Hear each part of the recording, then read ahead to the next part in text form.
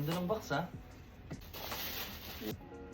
So narito ang Li-Ning Bad 5. Pinakabagong sapatos ni Li-Ning. Honestly, mas pink pala siya in person. Sa mga videos kasi tsaka sa photos, parang may pagka red velvet talaga yung dating.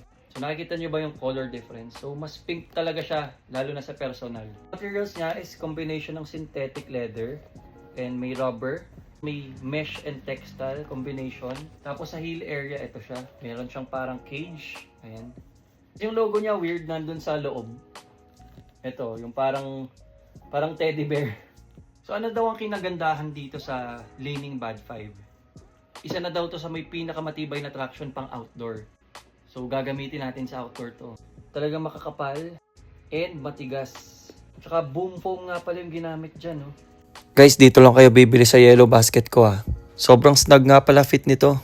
Lalo na sa area na to. Ingat kung white footer, half size up or full size up dapat. 1:1 kasi yung fitting niya. Sa mga gusto nga pala mag-order nito, check nyo may discount dyan sa Yellow Basket.